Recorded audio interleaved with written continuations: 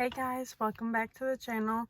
I know it has been a while since we have posted. I think it's been a little over a month since we posted, and that is what this video is about. Kind of an update where we've been.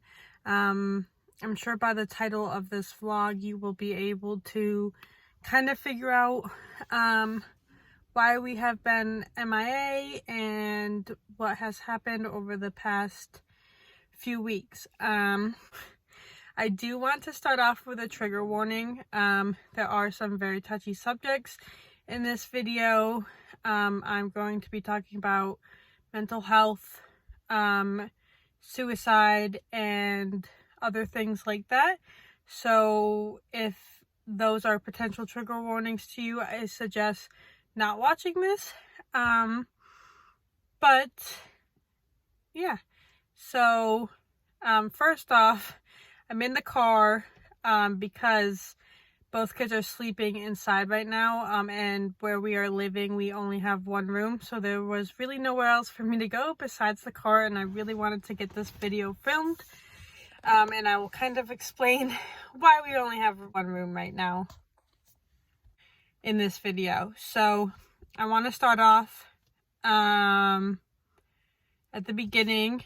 So as you guys knew, we were selling our house and moving. We did sell our house. Where we were supposed to move was we were actually going to move into an RV and full-time RV live. Things kept going wrong with the house. We did get it sold, but our plans changed and we ended up not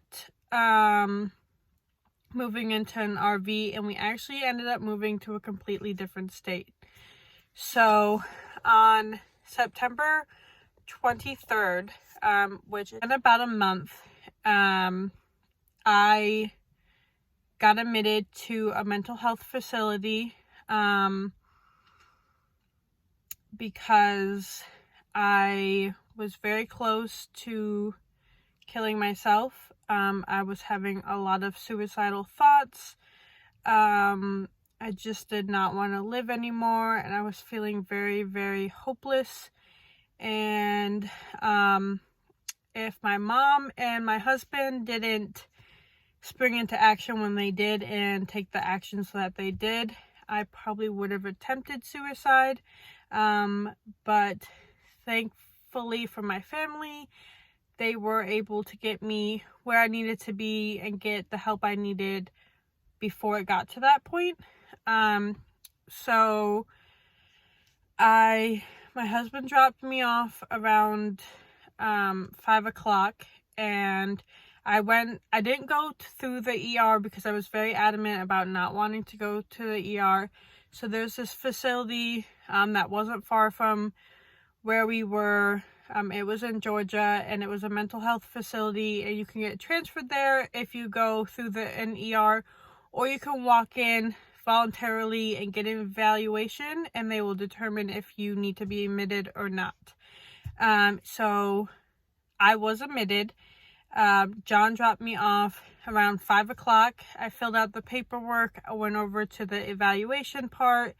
I was in a room by myself for like 6 hours, almost 7, before anyone came in to evaluate me. All I had was a couch and a TV. They locked all my stuff in a cabinet in my room. It took me a really long time to figure out how to use the phones, so I wasn't able to check in with my mom or my dad or John or anyone for a really long time because I couldn't figure out how to use the phones. And I finally figured it out and was able to check in with them.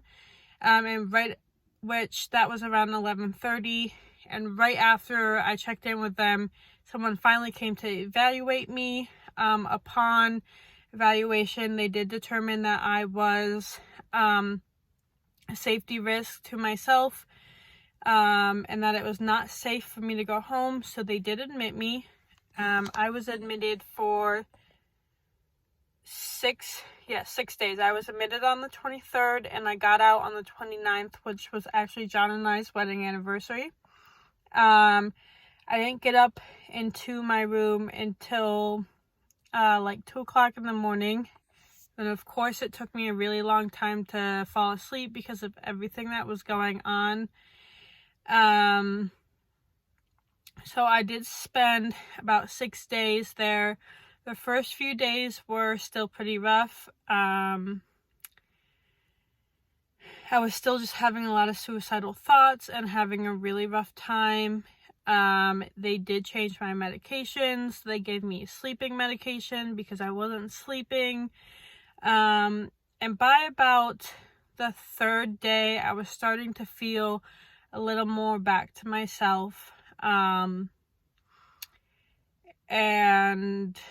they were talking about discharge, and starting getting things in place for that. So where I were, our day started at 7 in the morning.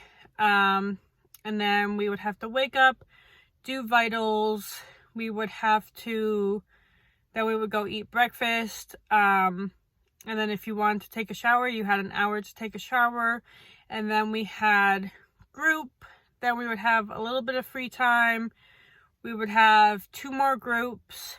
We would have lunch. Then we would have quiet time, or reflection time actually, which is where you have to go into your room and stay in there for an hour. You can nap. You can do whatever you want, but you have to stay in your room. I did share a room. It was 2 people per room. And then we would have another 2 groups,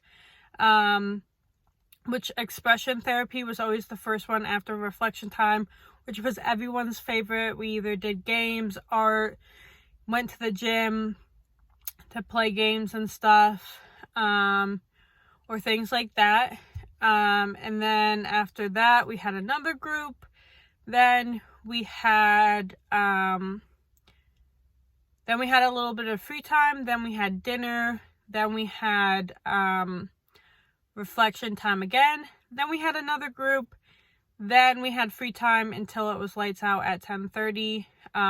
You could also take a shower. You had an hour to take a shower after dinner also. Those were the only 2 times you could take a shower. And there were certain times where we were allowed to use the phones and weren't allowed to use the phones. But overall, my experience was pretty good. It was very helpful. I learned a lot of coping mechanisms for my anxiety and for my depression. I was diagnosed with major depressive disorder. I was already seeing a psychiatrist before I went in, but things just really went downhill really fast. And it was actually really scary how fast things changed and how fast these thoughts came on. So I had been feeling suicidal for about a week. Not necessarily suicidal, but I was having a lot of just thoughts about how I wish I was dead, how I'd be better off being dead, but didn't really have any plan. This time I did have a plan. I was very, very suicidal. So it was very, very scary for me and everybody involved. My mom actually ended up flying down from New York to North Carolina to Georgia the next day to kind of just give my husband support and all of that. My dad was there too, but kind of just so my husband had someone to lean on a little more and help with the kids. It was very hard being away from the kids for 6 days, but I was very happy when I got back to see them. So while I was in Peachford, which is the mental health facility I was in, my husband and our family kind of decided on their own. I had the option to have a say in it, but I wasn't in the place to make that decision, so I gave my husband the reins, and we decided to move back to New York, which is where we're originally from, to be closer to family and with family, so I would have more support, my husband would have more support. just to kind of help us through this rough patch. We don't know if we're going to stay here long term. We don't really want to, but we probably will be here for a couple of years. So we are staying with family, and we're staying with John's mom and sister and great grandma. So we're very thankful for them allowing us to stay here. And that is why we only have one room, because we're downstairs in the basement. Because there's like a room and a bathroom and all that down there. So yeah, things are going pretty good. Things have been pretty rough for me. It was really hard for me to readjust from getting out of the hospital back into daily life. After getting out of the hospital, the first few days were okay-ish, and then the next few weeks, were really rough for me. I was having a lot of suicidal thoughts again. I almost readmitted myself to the hospital up here in New York, but I was able to get through it without doing that. Thankfully, I was able to talk to my psychiatrist, and we changed some medications around, and that has been pretty helpful, and I was able to start going back to the gym, which has really helped me too. But it has been really tough since then. I know it's been really tough for my husband also, and I hate the fact that I put him through it and that I put all my family through it. I'm just glad that our kids are young enough to not really understand what happened or what was going on. And I really hope I can get it under control before they are old enough to understand. So it has been pretty rough, but I feel like I'm getting better, and I know there's going to be bad days and easy days and hard days, and I'm just trying to truck on through. I am super thankful for all of my family and friends who have been there for us and for me during this time. Yeah, and I am in the process of getting a therapist. It's really hard to find a therapist right now because of COVID and everybody seeing therapists right now. So I haven't been able to find one, even though I've called like 15 different ones so far. So I'm working on that. I'm really practicing my coping mechanisms and taking time for myself. I go to the gym, and I started taking up photography, which I've wanted to do for a really long time. John actually bought me a camera for my birthday / our anniversary present, because my birthday did pass. It was on October 5th. I was actually in Cincinnati with the kids and my mom, because Riley had an appointment with neurology and had a sleep study. I do plan on doing an update video on Riley's medical stuff soon, especially those appointments. But the kids are doing pretty good. They're adjusting to being in New York. They're really enjoying having family to play with and friends. John and I are doing good. He has been super helpful through this whole entire process. Yeah, I think that's all of the updates. I'm so sorry that this was kind of all over the place and probably a lot of jumble. It is not the easiest for me to talk about, so I kind of jumped all over the place. I do want to